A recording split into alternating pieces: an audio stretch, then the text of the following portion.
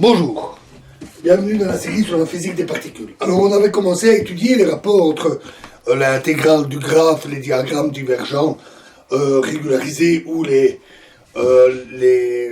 cas où il y a des contre-termes qui sont pris en compte pour les sous-diagrammes. Il nous reste le problème de relier R bar G à IG, l'intégrand initial.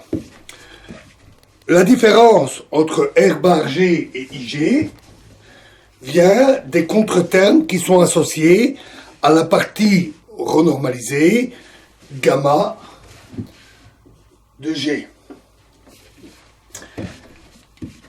En suivant Zimmermann, cela se rapporte au sous-diagramme superficiellement divergent, donc contenant toutes les lignes du graphe qui joignent 2 ou 3 nœuds selon notre convention dans le théorème de divergence, le théorème de convergence, pardon.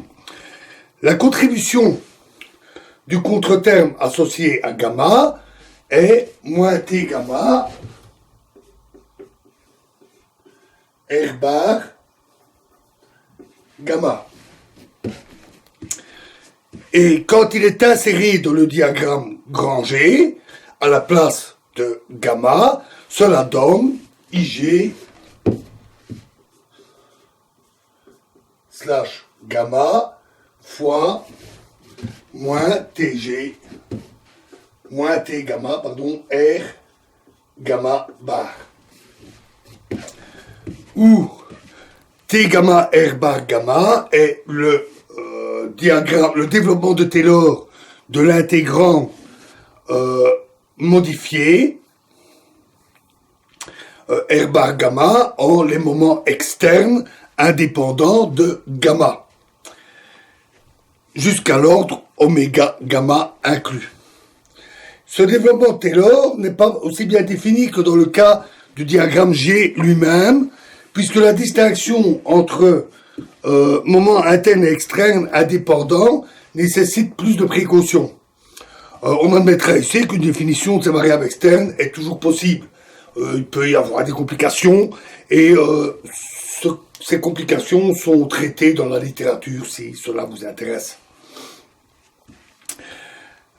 D'autre part, IG slash gamma est la contribution à l'intégrand des lignes et nœuds externes à gamma dans le diagramme initial. Il contient en particulier les propagateurs qui sont attachés aux lignes qui joignent gamma au reste du graphe G.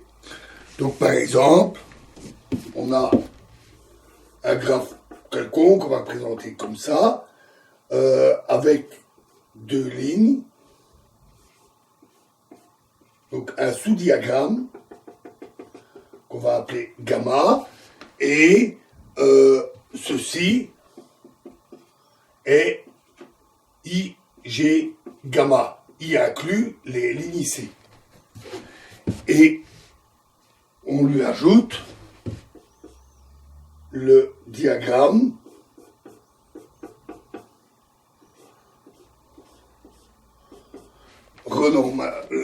le contre-terme venant de moins T gamma, I gamma. L'équation ici contient la contribution du contre-terme qui est relatif à gamma, éventuellement de leur contribution à R bar gamma, donc des sous-diagrammes de gamma. Il est maintenant facile d'écrire la contribution de deux contre-termes relatifs à deux parties renormalisées, disjointes, gamma 1 et gamma 2. Où disjoint signifie qu'ils n'ont pas de ligne ni de nœud en commun. Gamma 1, gamma 2, inter gamma 2, c'est l'ensemble vide. Dans ce cas-là, cette contribution s'écrit simplement I, G, slash gamma 1, gamma 2, fois moins T, gamma 1, R bar, gamma 1, moins T, gamma 2, R bar, gamma 2. Où IG slash gamma 1, gamma 2 représente la contribution de l'intégrant initial pour toutes les lignes et nœuds de G, excepté ceux de gamma 1 et gamma 2. La raison pour laquelle on considère seulement les parties renormalisation disjointes est que, autrement, les deux ne pourraient pas être remplacés par leur contre-terme correspondant. Cette énumération des contributions possibles à R bar G peut être poursuivie, et la formule de récursion qui en résulte, due à Bogoliubov, s'écrit R bar G est égal à IG plus la somme gamma 1 jusqu'à gamma n avec gamma x inter gamma y égale le vide de IG slash gamma 1 jusqu'à gamma n fois le produit A égale 1 jusqu'à n de moins t gamma n R bar gamma n.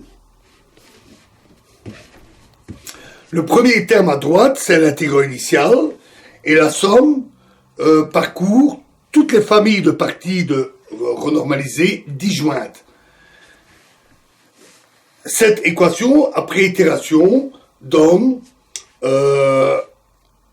avec les relations qu'on a vues précédemment, l'expression de l'intégrant renormalisé. Si G ne contient pas de sous-diagramme propre superficiellement divergent, alors R bar G égale IG, tout simplement. C'est le cas de tous les diagrammes qu'on a vus précédemment, qu'on avait étudiés pour les différents cas, comme la polarisation du vide, etc. Pour les diagrammes une boucle, ou bien oméga G est négatif, il n'y a pas de problème, et RG égale IG, ou bien il est supérieur ou égal à 0, et RG est simplement égal à 1 moins TG fois IG. Donc, une renormalisation relativement simple, dans ce cas-là, juste le diagramme lui-même. Présentons maintenant, pour illustrer ça, des exemples simples qui impliquent plus de boucles. Alors, pour la simplicité, on va considérer la théorie du champ scalaire, phi, avec une interaction en phi cube sur 3 factoriel, dans un espace-temps à 6 dimensions. Alors, c'est un modèle jouet, parce qu'une telle théorie présente de sérieuses pathologies. Son hamiltonien n'est pas borné vers le bas, ce qui ne peut certainement pas représenter quelque chose de physique, l'énergie pouvant diminuer indéfiniment. Mais il y a quand même un sens à en faire une théorie qu'on développe de manière perturbative, ne fût-ce que pour des exercices, ou pour illustrer des exemples. Donc c'est une théorie renormalisable,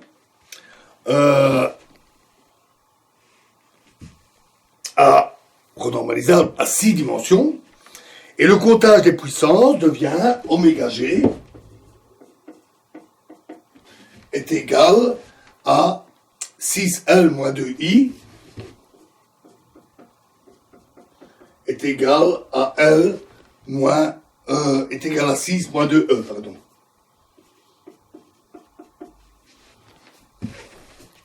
Alors considérons le diagramme suivant.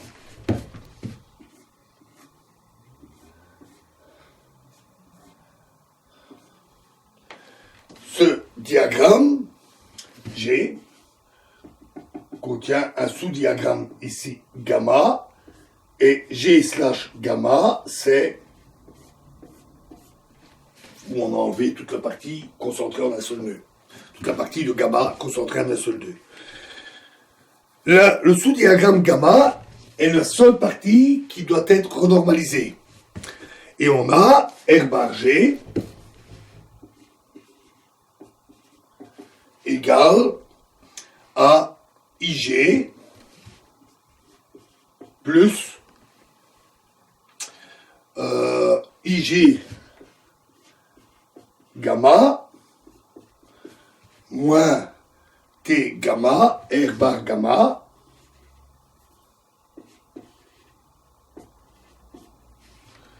avec R bar gamma égale I gamma. Donc on en déduit que R bar G est égal à IG plus IG gamma fois moins T gamma I gamma, c'est-à-dire 1 moins T gamma fois IG.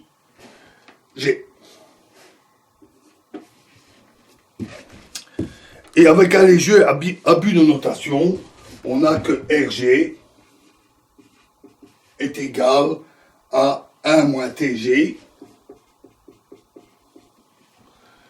fois R bar G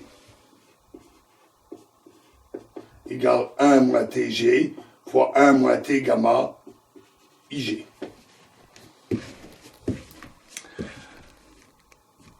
On voit donc que dans le cas d'un diagramme emboîté, est associé deux facteurs 1 moins T, qui servent à la renormalisation. Ce serait encore vrai si on ajoutait plus de lignes parallèles. Ici, on obtiendrait une série de diagrammes emboîtés et la relation serait immédiate.